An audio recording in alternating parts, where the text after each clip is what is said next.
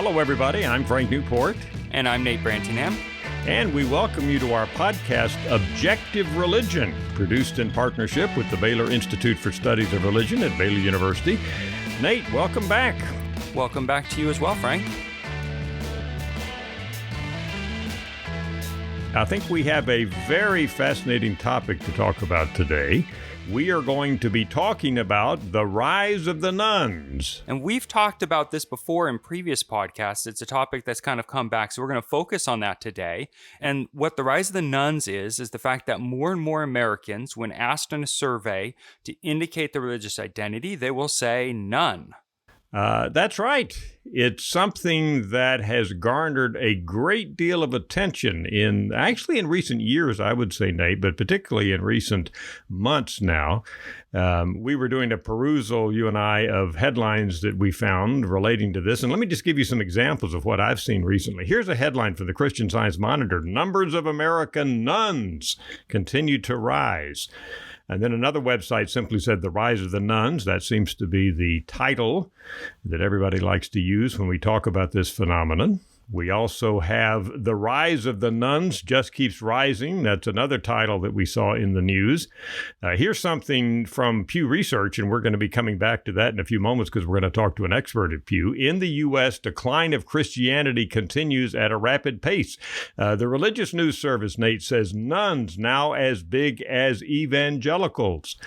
Another news service is on religion, nuns on the rise, and so on and so forth. I mean, we can literally find dozens and dozens of examples where people, journalists, news reporters, others have been talking about this phenomenon that has, as we mentioned, come to have this title, The Rise of the Nuns. Yeah, we're talking about places from the Wall Street Journal to Christian Science Monitor. So this is something that's impacting a broad spread of ideologies or perspectives. So it's a big topic. So, Frank, what can you tell us about the rise of the nuns?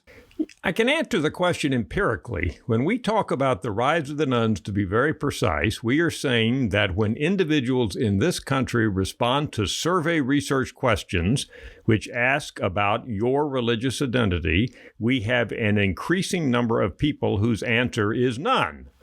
The way we usually formulate the question is, with what religion do you identify today?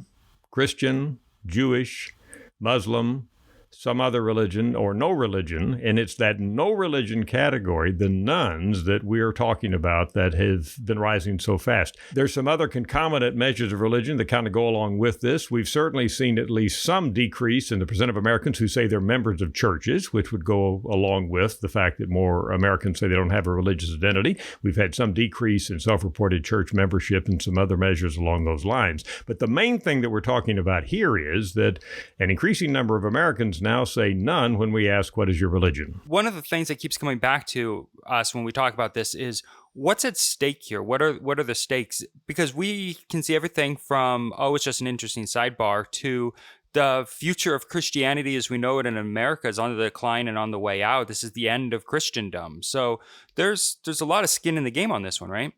Oh, absolutely. A lot of anxiety out there among people who are involved with religion. A lot of discussion on this by people who aren't involved in religion but are very interested in it. As you indicated, Nate, a lot of people have interpreted this rise in the number of people who say none when asked their religion as an indication that we are now on the brink of an age of secularization in which we have no religion at all in our society, in which religion is fading away. Now, I'm not sure that's the case, and that's what we're going to be talking about as we go through this podcast. I guess the real question, Nate, that we'll be approaching here is not only what are we seeing when we talk about the rise of the nuns, but what does it mean? Is it as dire for those who are interested in religion as a lot of these headlines and other people might think it is? Exactly. So but before we dig in, we've got our teaser question to cover. And whose turn is it to ask this time, Frank? I think you can ask me the question, and then we will let our listeners see if they can formulate an answer. And at the end of the podcast, we'll give them the answer. All right. So here's our question for today. I'm very curious about the outcome. I have my theories, but here we go. What are the 5 states in the Union with the highest percentage of these nuns that we're talking about? Very fascinating. We'll be coming back to that later. I can give you a clue. It's not Mississippi. It's not Mississippi. My money is on that it's in the godless wasteland of the American Northeast. Well, we'll come back and find out a little later in the podcast. Nate, one of the reasons that we've been seeing so many headlines talking about the rise of the nuns in recent weeks and months is that Pew Research has put out a new update on their data on religiosity, and their data shows this very high number of people who say nuns. And that in turn has led to all the discussion, at least the recent discussion about this phenomenon, the rise of the nuns. We are very fortunate to have with us today Dr. Gregory Smith, who studies these data at Pew Research. That's his main area of interest. And we'll find out a lot more from Greg about exactly what we're talking about here.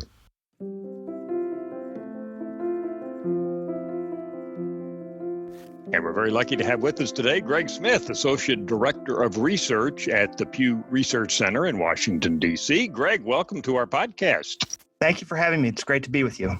Greg, how long have you been helping coordinate the Pew Research Center polling on religion? A number of years now, right?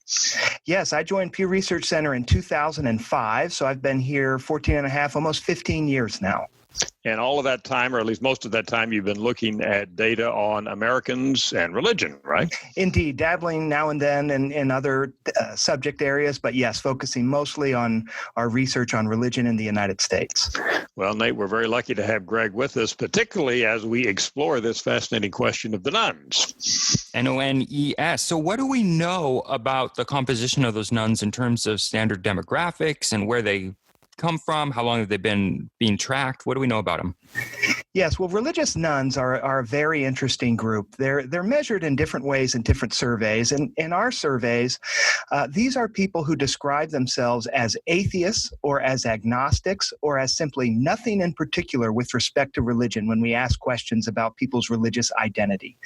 This population, the religiously unaffiliated population, is a large and growing group. Currently, in our surveys, something like 26% of American adults describe themselves as religious nuns. That's up almost 10 percentage points just in the last decade.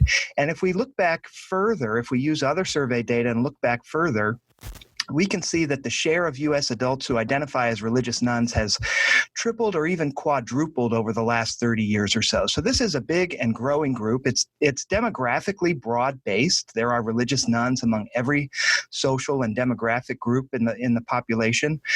But in terms of who they are, there's one really important characteristic that we can point to, and that is that religious nuns on average are quite young. Generational replacement is a big part of what's driving the growth of the religious nuns. What's happening is you have a new generation of young adults who are coming of age, who are entering adulthood with lower levels of attachment to religion than their parents and grandparents before them. And that's one of the key defining characteristics of religious nuns. What about gender, race, geography? What do we know about nuns in terms of those variables? Well, one thing that's really interesting is that we can see that nuns are growing across every social and demographic group that we can look at. We see that religious nuns are growing among both men and women. They're growing among white Americans and African Americans and Hispanics. They're growing in every region of the country. They're growing among college graduates and those with less education. So their growth is very broad-based. Now, to be sure, there are still differences between social and demographic groups in the share who identify as religious nuns. We know, for example, that men are more likely than women to describe themselves as religious nuns. We also know that people in the Northeast and in the West, for example, are more likely to describe themselves as religious nuns than are people in the South. But the growth is seen everywhere across all those groups and in every region of the country. Now, Greg, here's a very interesting question for you. By definition, nuns don't have a religious identity, as you've been telling us. And I think a lot of people, when they hear this research, assume that they're all atheists. But you've done some very fascinating work on this. And in fact, we have nuns who are religious, right? We do. It's when people assume that religious nuns are all non-believers, they are mistaken in that assumption. Nuns are not all non-believers. There are non-believers among them, to be sure. But in fact, most religious nuns tell us that they believe in God. Many religious nuns tell us that religion is at least somewhat important in their lives. Many religious nuns tell us that they pray with some regularity. So there are many religious nuns who have a proverbial spiritual pulse. Now, I don't want to overstate that. Nuns, on average, are far less religiously observant than people who identify with a religion, than self-described Christians, for example. And if anything, nuns are growing less religiously observant over time, even as they grow. So I don't want to overstate their religiousness, but it's definitely true that not all nuns are non-believers. Not all nuns are anti-religion. They are disconnected from religious institutions. Very few of them go to religious services with any regularity, but many of them do many of them do engage in certain kinds of spiritual practices. Many of them do exhibit a spiritual pulse, if you will. So playing off of that, Greg, a lot of what I hear out in the church communities is this idea that, well, the nuns, they're younger, as you've said, they're younger.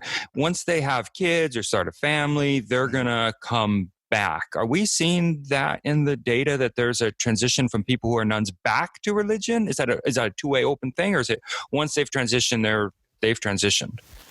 We don't see any evidence in the data that people become more likely to identify with a religion as they get older.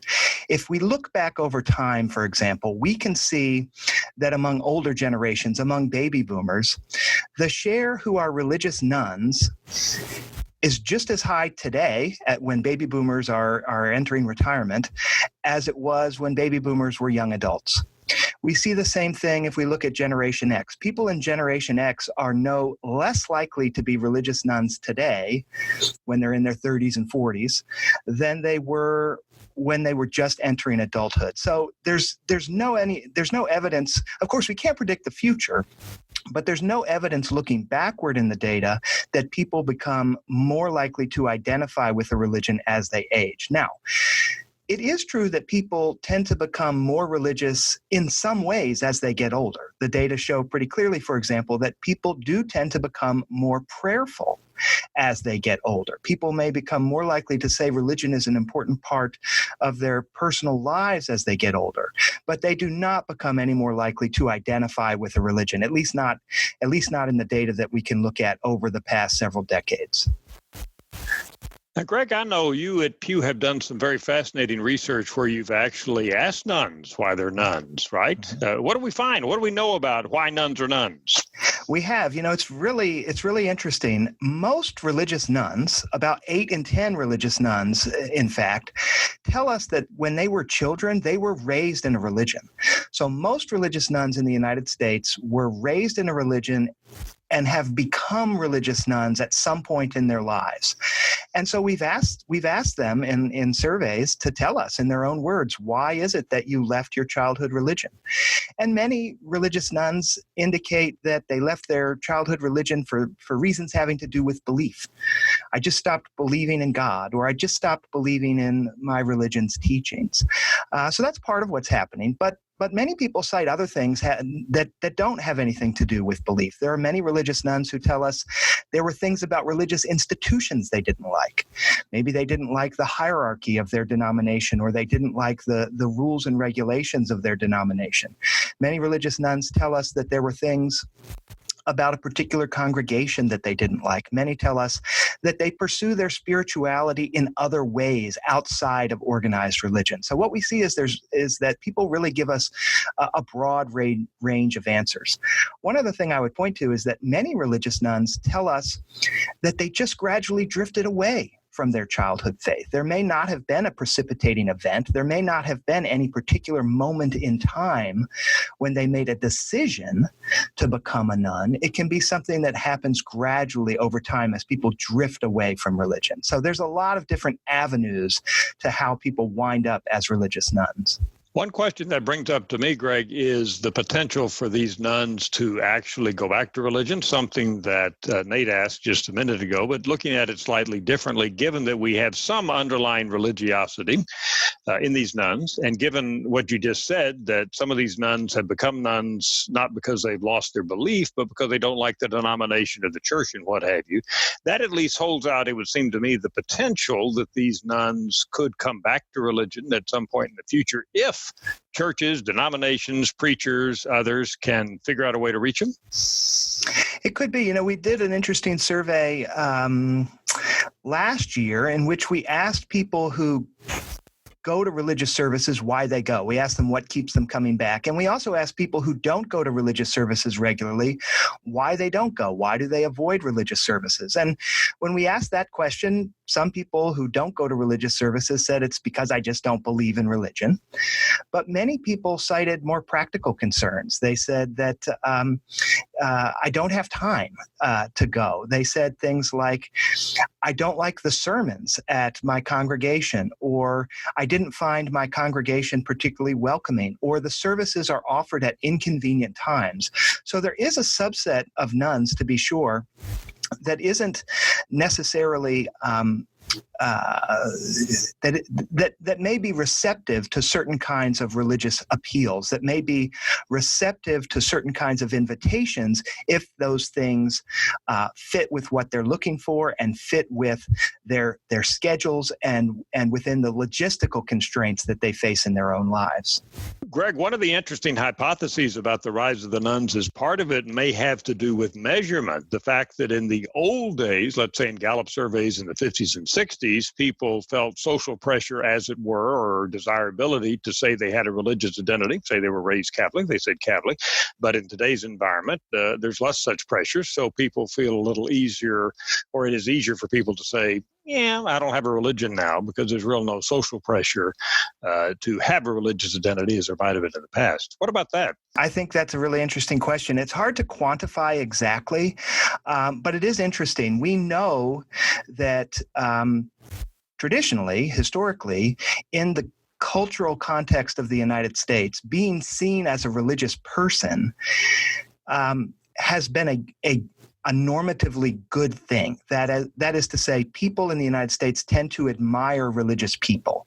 We can see, for example, that people who view political candidates as religious, people who think political candidates are very religious, tend to have more favorable views of those political candidates than do people who view those candidates as not particularly religious. We also know that people in the United States tend to look less favorably upon atheists, upon non-believers, than they do on religious adherents. So traditionally, it has been traditionally, there's every reason to think that being seen as a religious person is a socially desirable characteristic to have. Now, as people who aren't religious grow as a share of the population, the social desirability of being seen as a religious person may well be declining. We can see, in fact, that while atheists remain among one of the least popular groups in American life, that's less true today than it was in the recent past. And so, yes, that might make it easier for people to say in surveys that they have no religion. And of course, as that happens, it can reinforce the tendency of people to say they have no religion. As the social acceptability of not having a religion grows, so too might the share of people who say they have no religion, which may reinforce the growing social acceptability of not having a religion. So these things, I do think there's evidence in the data to suggest that these things are related to each other. It's tough to quantify exactly how much one is driving the other. There could be feedback effects going on, but I do think that could be part of what's happening.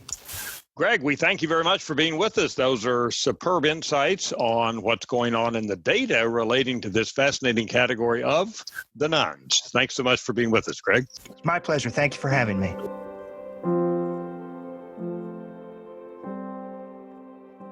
So, Frank, one of the things that really interested me about that interview is the way that Dr. Gregory Smith was talking about the generational aspect of the rise of the nuns, that millennials are less religious than Gen X, and Gen Z coming behind them are even less religious. So there's kind of a generational piece that's important here.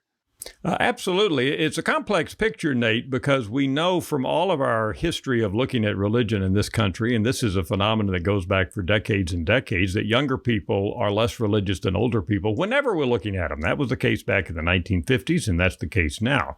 But what we're looking at here, and as we heard Dr. Smith talk about, was the fact that younger people don't seem to be coming back to religion to the degree that we might think they would as they move into their 30s and 40s. Now, I should say our Gallup data show that we may be seeing a little increase in religiosity, a decrease in the percent who say they're nuns among older millennials, and that's very important for us to consider as we go through the podcast.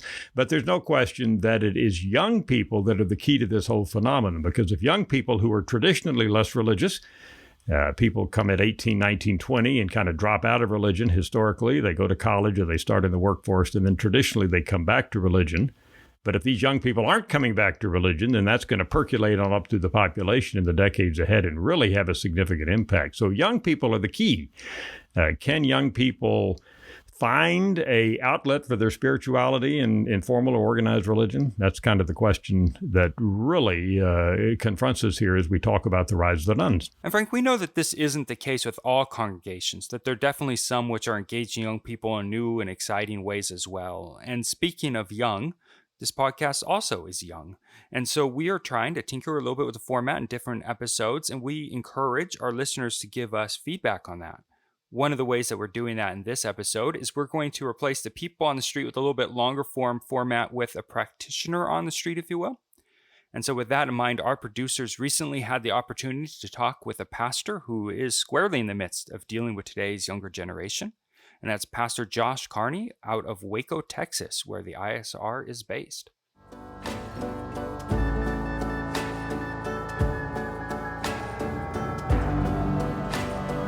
My name is Josh Carney, and I'm the lead pastor at University Baptist Church in Waco, Texas. This question of sort of the failure of the church and the state to separate, I think, has been a huge indictment on evangelicalism. And, right now in history, we could pick on the right. Because they have power. But this would hold true regardless of who's in office. There's not a political platform that looks like the kingdom of God, to use a term Jesus uses quite a bit. And so, I do think that has been a big turnoff, because when the parts of the platform, or even the Twitter accounts, or the language, or the vernacular, very clearly comes into conflict with the ethics that Jesus offered the church. But then people seem to be in bed with those same politicians. It's very much it destroys witness, and it's very harmful. Yeah, what makes somebody stay at church? I'm actually reading a book by Barbara Brown Taylor right now. She's an Episcopalian priest who now teaches religion at Piedmont College in Georgia. And the book's called Holy Envy, and it's about her experiences in taking students to mosques and to Buddhist temples and whatnot, and really stepping into these different religious environments. And one of the things she talked about in Buddhism that she's envious of is that there's not a need to not just convert, but really point out what's wrong with everybody else's religion. And that she talked about how Gandhi said, the evangelism of the robe rose, so that, we should have a fragrance and a beauty that draws people to us, and then the kind of a take it or leave it attitude. Now, you can certainly find scriptures and Acts and other places that I think would take issue with that sort of laissez-faire approach to religion. But I do think what's helpful about that is the problem in America, in the West, especially in Waco, Texas, which is a kind of Bible belt buckle, is not that there's a bunch of atheists out there who don't know the good news. And so I do think that people want to see something that's beautiful. And that millennials especially have been pitched to and marketed to. And so when church looks like another attempt to do that, they're very suspicious, and it looks inauthentic, no matter how well it's done. That churches look a lot like businesses is probably evidence that our churches have fallen prey to some of the worst parts of capitalism, like everything else. And I'm not socialism's in the news. I'm not a socialist. I think capitalism has probably done some good for us, and it's easy to criticize the thing that's in power. But I don't think you can sell Jesus, and I don't think that you really can even market Jesus. I think that we need to remember that people are ultimately transformed by the power of the Holy Spirit. Mega churches get slammed a lot. They do a lot of good. But my question for mega churches, and I'm going to indict my own church, and I pose the same one, is, but are people really different after 5 or 6 years of worshiping there? Or have they been catered to? And of course, I think each church should be taken on its own case by case basis. And there's some really great mega churches that are demanding a lot of their people, and faith is a really important part of their lives, and the church deserves credit for that. But I just don't know that works. Eugene Peterson, God rest his soul, is probably one of the more formative pastors to write, for me at least, as an author. And he said he would never take a church over 300 people. And I think that's probably, there's a lot of wisdom in that. Well, it's interesting because when I first started working in the church we had a world-class kind of musician, David Crowder, and I would talk to him a lot about the specific choices he was making. And he was very conscious that musicians can manipulate a religious experience, and didn't want to do that. But at the same token, we would always circle back and say, but this is what art does. And this is what every form of beauty does, is it tries to garner an emotional experience in response to a truth, which I think is fine. And I think that the church has rightly so used the tool of music as a formative part of worship. But again, I think that the problem isn't that we're tugging at the emotions. That's part of what it means to be human. The problem is that we're not also, tying that with, or doing the work to have an intellectual approach to faith and an embodied approach to faith, one that demands something of us outside of the church buildings. And so those emotions get the best of us in a way that I don't think is productive. And so the question remains the same: am I transformed? I do think there's reason for the church to feel optimistic. I just think that we need to, by and large, get ready for the fact that the future of the church probably isn't going to need buildings and pastors.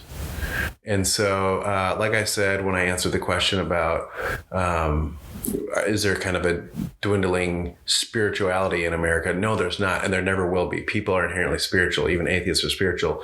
But the form that spirituality takes, I think, will be further and further from sort of the institution of the church. One helpful way to think about what happens, and you can pick your metaphors, but the one I like is there's always a relationship between movement and an institution. People get frustrated with the institution. It becomes dry. They start a new movement that gets codified, that gets institutionalized, and then people out of that then get frustrated and start a new movement. And so it's prophet, priest. It's you can see this all throughout religious history.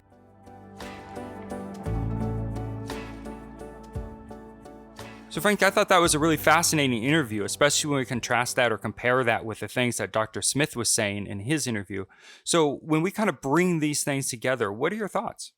Well, I've been putting together a kind of a summary of what we've learned so far, and also a summary based on a lot of the research that I've done over the years looking at this phenomenon of the rise of the nuns, and I've distilled them into 7 points that I think I want to make right here as we go along. Number one, I think it's very important that we realize that the rise of the nuns is a measurement issue. In other words, we don't have any kind of secret probe where we can go into the brains of individuals in this country and find out how religious or spiritual they really are. We are relying on their self-reports. And what we're talking about here is that self-reports of religious identity have been going up and up and up when it comes to saying none. This could reflect a change in a lot of ways that we like to talk about ourselves rather than underlying religiosity. In other words, this may reflect the fact that back in the 50s and 60s, when Gallup was asking these questions, Americans felt compelled to say they had a religious identity, even if they didn't go to church, let's say. And nowadays they feel that it's okay for them to tell an interviewer that they don't have a religious identity, even if they're the same person that they might have been back in the 1950s. So a change of belonging, not a change of underlying faith.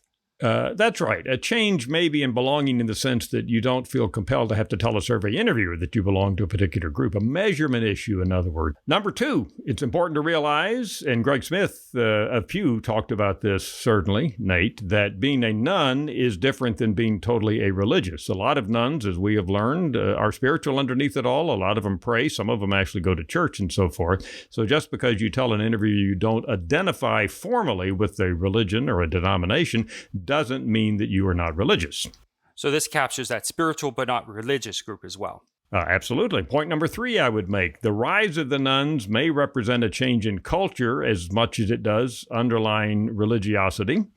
Robert Putnam of Harvard University wrote a famous book, Bowling Alone, a while back, where he was talking about the fact that Americans are more solitary than they used to be. We all used to be members of groups and affinity organizations and be out with other people, and nowadays we're less likely to do that. At least the data would suggest that. And all of that may indicate that culturally we have less of a need to officially belong to a religious group, even though, and I keep coming back to this point, Nate, we may be the same type of person when it comes to spirituality or religiosity underneath it all that we were back in the 1950s. Point number four, rise of the nuns may represent demographic changes. We do know from all the data we have in front of us that millennials are delaying marriage. They're delaying having children compared to what was the case 10, 20, 30, 40, 50 years ago. And we know that religiosity tends to go hand in glove with forming a family and having children. So one of the reasons we may have fewer people right now, particularly younger people, saying they have a religious identity is they have not yet reached these life change points that they would have reached by this point in decades past. Point number five, we have a lot going on in our culture that may kind of push people away from wanting to tell people they identify with an official religion. Let me give you a couple of those examples. One is what we talked about in our last podcast, Nate, and that is this relationship, very public relationship between religiosity and right-wing politics. It could well be that millennials, who tend to be more liberal and democratic in general, are put off by the public nature of this relationship between evangelicals and right-wing Republican politics, and that's one reason that they say they don't have a religious identity. And we have other things going on in the religious sphere that may have pushed people away from religion, including, for example, at least among Catholics, the priest abuse scandals that have occupied so many of our headlines in recent decades. Point number six, a more optimistic point is we have a lot of activity in religion that's going on despite the rise of the nuns. We heard that from Pastor Josh just a few minutes ago. Megachurches are booming in many instances. Innovative congregations are growing. So there's a lot that's happening out there that would suggest that the rise of the nuns doesn't mean that everybody is becoming a religious. Certainly there are significant areas in religion where we do have growth and vitality at this point. And I think that's very important. And point number seven, I would say the rise of the nuns to some degree could represent leadership, church leadership. That's a theory that I have. Hard to get data that actually underscore it, but nevertheless, it's possible that the type of charismatic religious leaders that we used to see coming out of seminaries and taking pulpits in churches and so forth are not there anymore. We have fewer really dynamic religious leaders, and if that's the case, we're going to have fewer people that identify or go to those congregations and may have a less likely propensity to want to say they identify with an official religion. And Frank, we talked about this before. You know that I have a slightly different perspective on the last two. I think sometimes we put a little bit too much of a blame on the church for changing demographics and on the pastors for changing demographics that they're not responsible for. I think that there were bad pastors in the past and amazing pastors in the past in our history. And I think that there are not so great and also amazing pastors now today. I don't know that that has changed too much, although the ability of pastors to engage, I think, is more of what you're talking about with the context of today, right? Those are very good points, Nate. And as I mentioned just a few minutes ago, it's very hard to show this empirically with data. We don't have some measure that tells us or measures the quality of ministers and rabbis and priests, decade by decade, year by year. So it's very hard to be able to measure that. I just know at Gallup, when we talk to businesses, consult with businesses about how to increase their vitality as a business. We have a slogan that says employees are really critical to the success of any business, and generally speaking, employees don't quit companies, they quit managers. So the analogy to that would be that parishioners don't quit churches, they quit pastors. But it is controversial, and certainly it's hard to come up with data that really document that one way or the other, but it's an interesting hypothesis. This is a good segue into our next interview, because we are lucky enough to be able to talk with Dr. Kenda Dean, who is an ordained pastor and also teaches at a seminary, so is helping to train the next generation of pastors in how to engage with youth and culture and how to be effective in today's changing environment. All right, Frank, our guest today is Professor Kenda Dean, who is an ordained United Methodist pastor and is I'm going to try to get this right, the Mary D. Synod Professor of Youth, Church, and Culture at Princeton Theological Seminary. Her expertise is youth and the church. Welcome to the podcast. Thank you. It's great to be here. So I'll dive right in. We talked to Gregory Smith at Pew Research, and he talked about how the rise of the nuns is in many ways seen as a generational thing. Each generation is reporting more nun than the generation before it. But from your perspective, studying church and youth, how would you describe the rise of the nuns, or what might be causing that increase of the nuns? That's the question everybody has, right? Is why is this happening? I tend to, it's more than one thing. I tend to look first at some of the cultural changes that we are experiencing broadly. I think that in some ways the baseline spirituality of young people is not terribly different than it has ever been, but it's being recategorized. So, for example, at one point in our history, you would have come to a church if you wanted to be a good person. That, in fact, young people still say that that's one reason they're religious, that they want to be a good person. However, it's very clear in our culture that you don't necessarily have to be religious to be a good person. And so churches, by sort of marketing themselves as being useful in that way, find themselves now without a role in these young people's lives, because they don't need the church for that good to accrue. The other thing is, I think that there were social points that we once got for going to church that are not there anymore. It's probably true for adults as well, that, people went to church. It wasn't just a show, but it didn't really occur to people that there was another way to be in the world and find meaning and purpose and belonging outside of religious communities. But today, young people are finding all three of those things commonly in places that are beyond churches and beyond religious communities. So you don't get social points for going to church.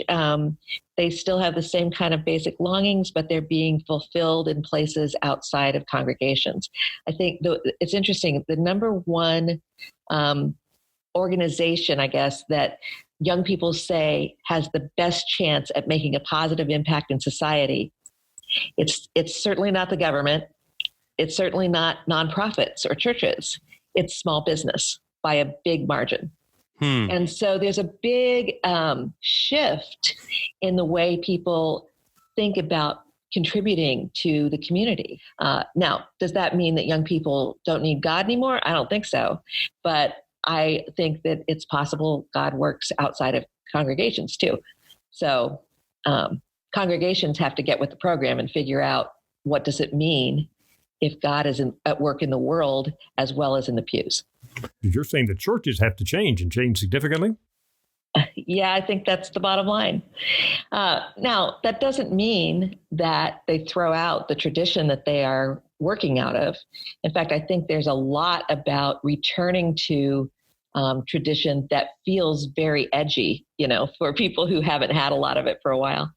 It certainly doesn't mean that you have to get rid of all the religious trappings. One of the most interesting churches that we work with that is part of our young adult experiment that we have going on at Princeton right now. They have taken, it's an Episcopal church in Philadelphia, and the young adults have taken an abandoned church building, which W.B. Du Bois used to worship at. It had been closed for many years, and they've turned it into a community bread bakery. And so they have bread baking, and then they have community things, and they start with a liturgy. I mean, they're Episcopal, they are diehard Episcopalians. The liturgy means a lot, but they're reframing it in a much more community-centered way.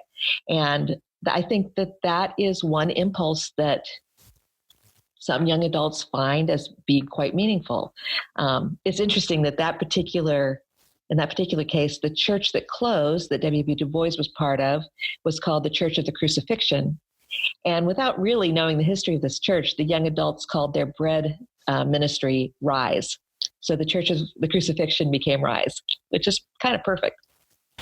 Along those lines, we know from all the data that one of the growth areas in religion are non-denominational churches, large mega churches, a lot of young people in those churches. A lot of young people are not in so-called mainstream churches. What's going on there? Are they doing something that is really positive for young people?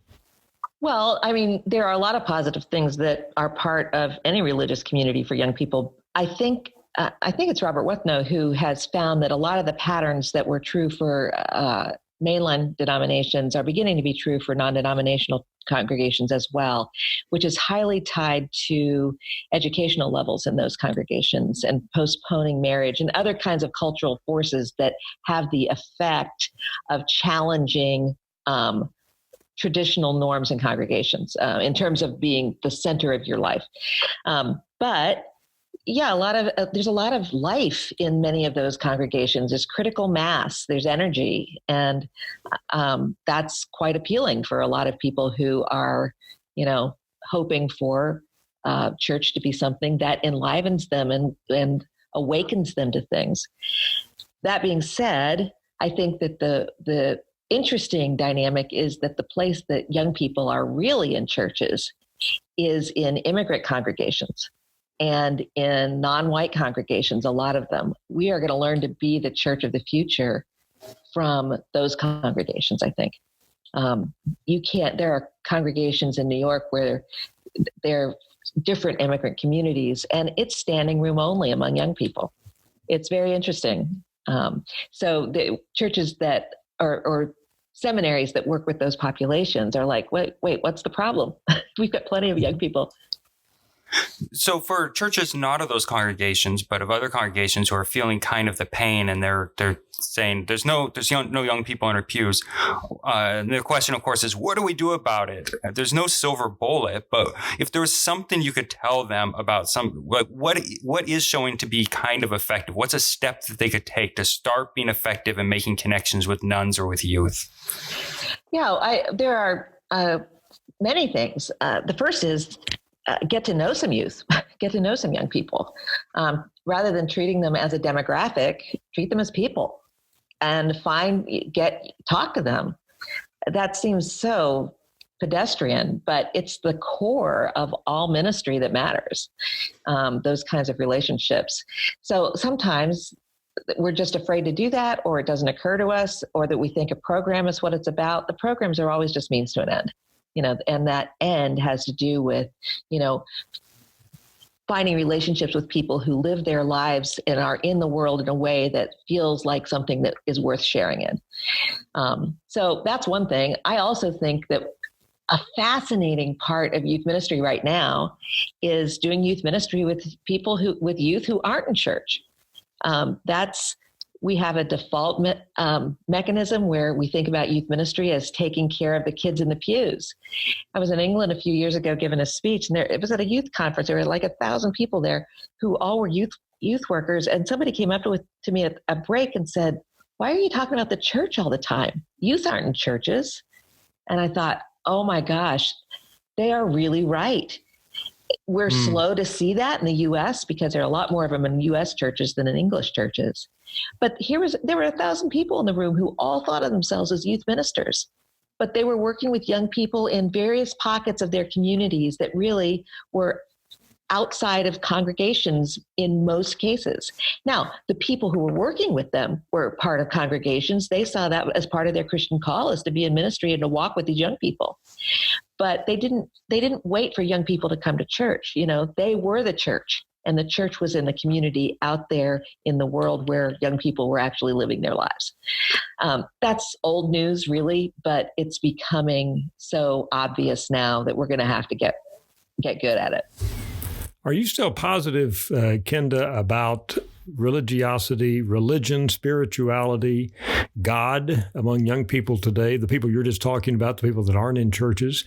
Do you think these people out there are atheists, have no interest whatsoever, or is there still the potential out there among these young people who aren't even thinking about church to come back to God, to come back to church, to be religious? Well, first of all, we're not going to get rid of brick and mortar churches in our lifetime. First of all, we own too much property for that to happen. And also, people need communities and spaces to gather. And that's kind of an impulse that we have. And it's good to have spaces where that can happen. However, I think we're already seeing that a lot of the activity that we have traditionally assigned to churches is beginning to take place in spaces that are outside the four walls. And, intellectually, we know that a church isn't a building. We all grew up in churches with a little song about how the church is about the people. But it is really hard to get our basic assumptions out of that mindset. So I think we're going to see a lot more of both and, not either or. I do not think it will devolve to online. There's something about the face-to-face community that still matters. I think in another generation, online will feel like a pencil. It's just a thing you use. And it will be part of, but not the whole thing. And it will never supplant face-to-face relationships. Kenda, one of your books is titled Almost Christian, What the Faith of Our Teenagers is Telling the American Church. What does the faith of our teenagers tell the American church? What's the answer to the question in your title? I tend to think that the issue with nuns and duns is less about the teenagers and more about churches that have forgotten how to live out what they say they believe in a compelling way. And this is going to sound like such a broad indictment, and there are so many exceptions to this, but there are just an awful lot of people who associate their experience in church with a pretty bland, not asking very much of me, kind of a nice, feel-good message. And that is not anything close to what the New Testament had in mind when the New Testament writers were talking about the stories of Jesus. Anybody who actually reads the New Testament recognizes the disconnect pretty quickly. And young people are very quick to see disconnects like that. And they're famous for calling, hypocrites a hypocrite. Now, I don't think they care enough about it to call us hypocrites. You only fight there's no fighting going on about religion among young people. But the reason is because they don't care that much about it. You only fight about things that you care about. So they're just like, I just don't need this. If you need it, fine. You do you. I don't need this. I'm going to go someplace else. It sounds like to me that you're a little less concerned about the rise of the nuns, which is the topic of this podcast that Nate and I are doing here, than other people we've talked to. Is that accurate? I think I would say that my concern is what it says to the church and not what it says about young people. I think what it says to the church is that what we are offering is not substantive enough to have a claim on people's lives. And if faith is going to be faith, it has to have a claim on people's lives. But it has to be a worthy adventure. It can't just be, take it or leave it. That's not faith. That's convenience. So I do think that the message that we need to hear from that, and it's an important message, I do take it seriously, is that young people have not failed us, we've failed them. Kenda, I hear tales of ministers, particularly in mainline churches, who push back against some of these ideas of these radical changes.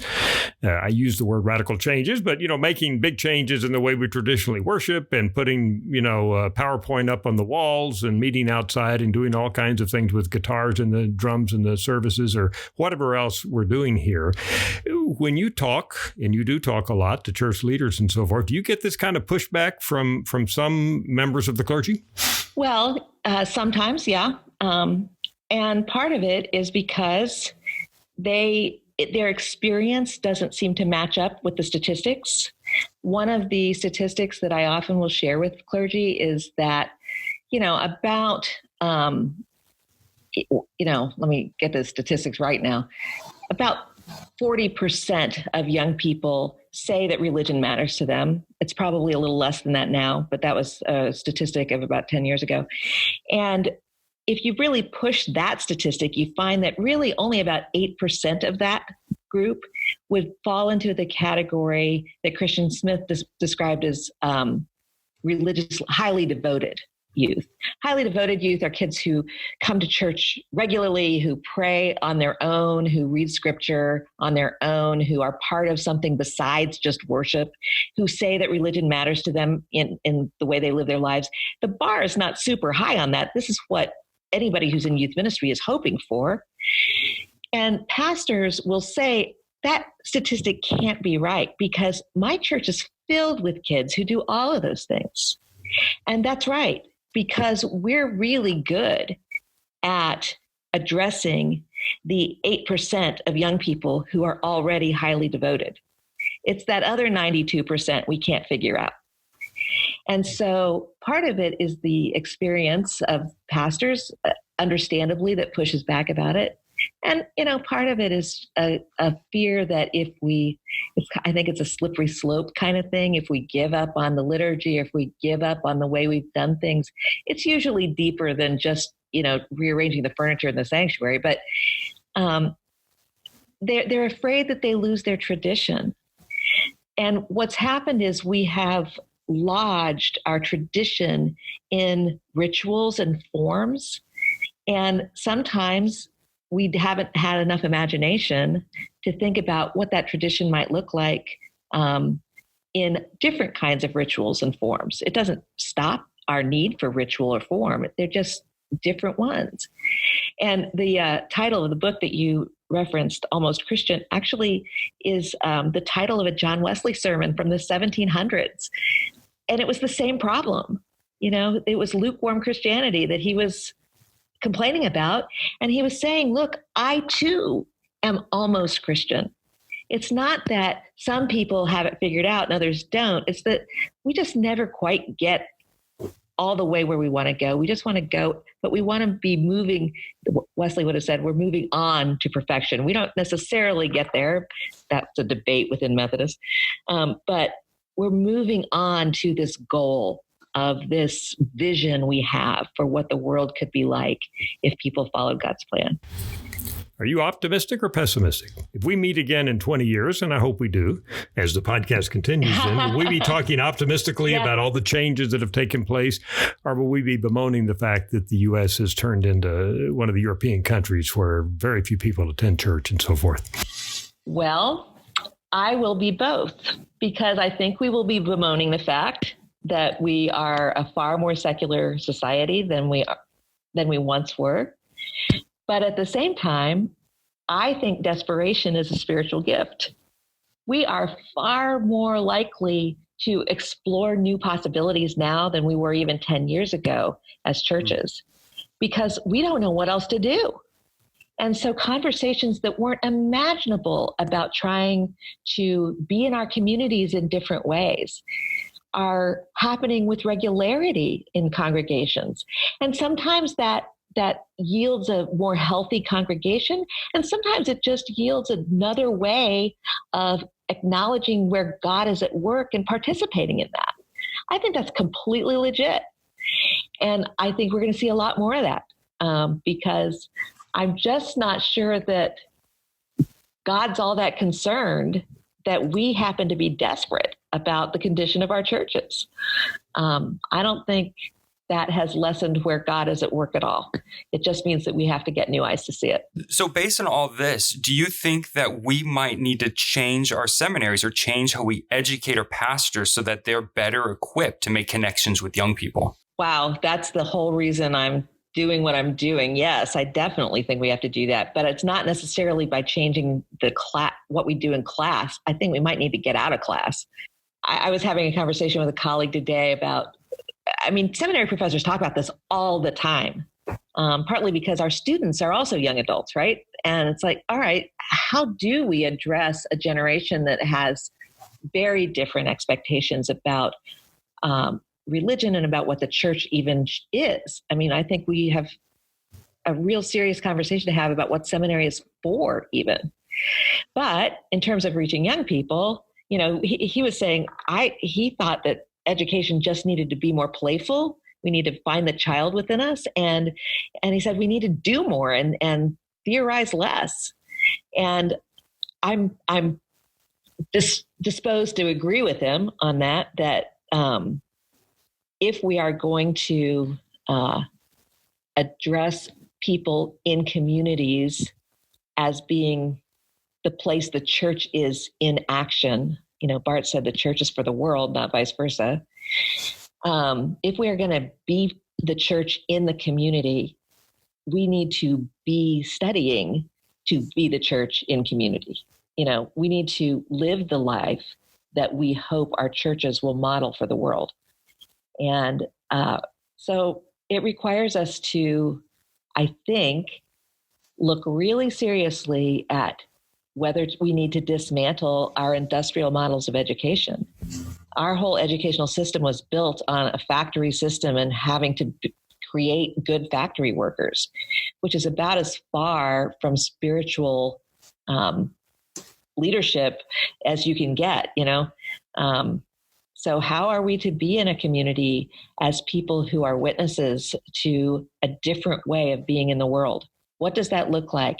How do I prepare to be that person? All we know how to do is talk about what we believe. And we tend to, if we're not being heard, we just speak louder. Well, that just creates a lot of noise. That doesn't convince anybody. But we don't have a very deep toolkit for how to be that kind of witness. So that's the learning curve of the next generation's seminaries, I think. Well, this has been a very I'll say a heart-opening interview as well. I hope that your passion excites our listeners as much as it excites me. And so, Kenda, I want to thank you with all my heart for joining us on this podcast. We've really enjoyed having you. I love being with you guys. So thank you.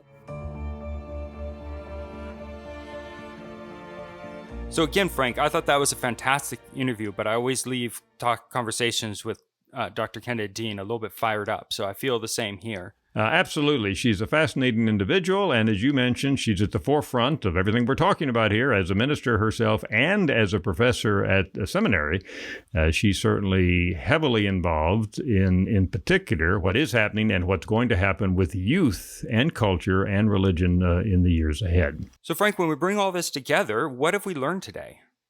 Well, let's summarize. Let's see what we think the points are. Number one, certainly the rise of the nuns is a phenomenon that is real, anywhere from 20 to 25%. Pew even has a little higher than 20% of Americans now in surveys will say that they do not have a religious identity. They're a nun.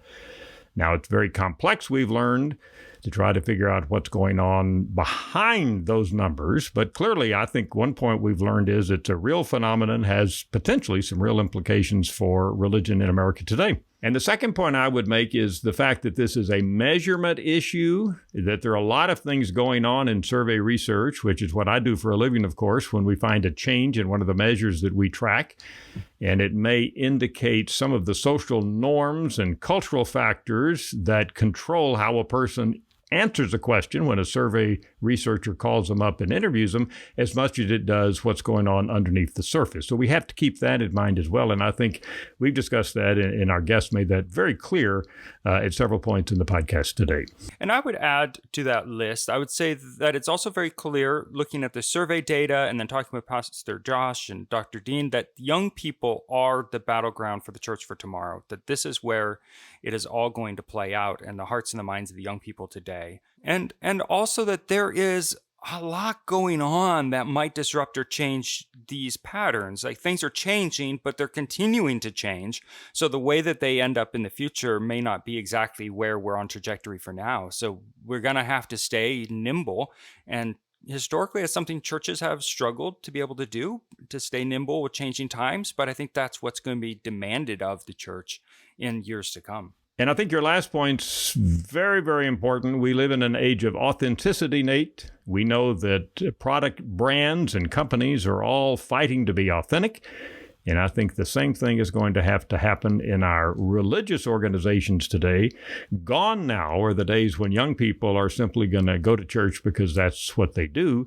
Young people today are going to go to church and affiliate with religious organizations to the degree that there's a real connection there, an honest, authentic connection. Okay, but before we close out our podcast, Frank, we are going to get the answer to our teaser question, right? And I had said earlier on that my money was on the godless Northeast, right? So what is the answer? You're right to a certain degree. Our data have always shown that the two pockets in this country geographically that have the lowest levels of religiosity in general are the Northeast, as you just mentioned, but also, Nate, the Northwest. And sure enough, when we look at the top 5 states that are highest in the percent of nuns, we find exactly that. Number 1, Vermont.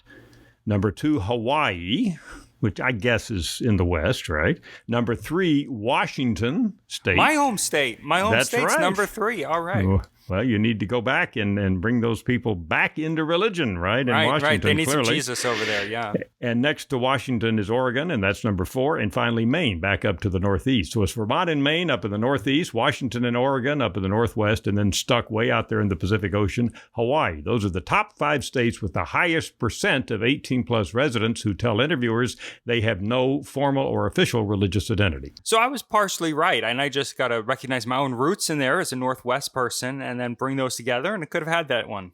Absolutely. The map of religion in America today is very fascinating. As I mentioned, the lowest levels of religiosity in the 2 corners, northern corners, and then this is not a great surprise. I talked about Mississippi being the most religious state in the Union earlier. By far, the states that have the highest levels of religiosity and therefore the lowest levels of nuns are those in the South.